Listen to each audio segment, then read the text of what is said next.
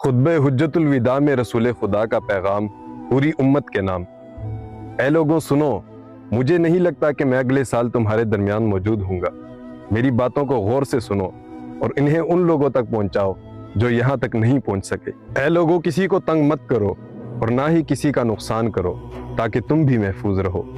اے لوگوں یاد رہے کہ تم نے اللہ سے ملنا ہے اور اللہ نے تمہارے اعمال کا تم سے سوال کرنا ہے۔ اللہ تعالیٰ نے سود کو ختم کر دیا، لہٰذا آج سے تم بھی سارا سود ختم کر دو۔ اے لوگوں عورتیں تم پر حق رکھتی ہیں اور تم عورتوں پر حق رکھتے ہو۔ جب وہ اپنے حقوق پورے کر رہی ہیں تو تمہیں بھی ان کی تمام ذمہ داریاں پوری کرنی ہے۔ اے لوگوں عورتوں کے بارے میں نرمی کا رویہ اختیار کرو کیونکہ وہ تمہاری شریک حیات اور بے لوث خدمت گزار ہیں۔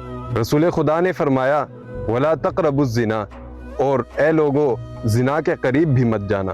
اے لوگوں میری بات غور سے سنو، صرف اللہ کی عبادت کرو، 5 فرض نمازیں پوری کرو، رمضان کے روزے رکھو اور زکوٰۃ ادا کرتے رہو، اور استطاعت ہو تو حج ادا کرو۔ اے لوگوں یاد رکھنا اللہ کی نظر میں تم سب برابر ہو۔ مسلمان کا بھائی ہے، نہ عربی کو اجمی پر، نہ اجمی کو عربی پر، نہ گورے کو کالے پر، نہ ہی کالے کو گورے پر کوئی برتری حاصل ہے۔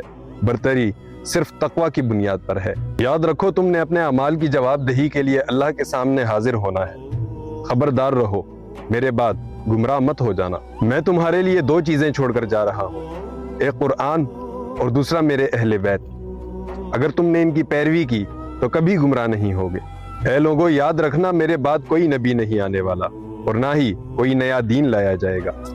میری باتوں کو خوب اچھی طرح سمجھ لو۔ سنو، تم لوگ جو موجود ہو اس بات کو اگلے لوگوں تک پہنچانا اور وہ اس بات کو آگے لوگوں تک پہنچائیں، اور یہ ممکن ہے کہ بعد والے میری بات کو پہلے والوں سے زیادہ بہتر طریقے سے سمجھ کر عمل کر سکیں۔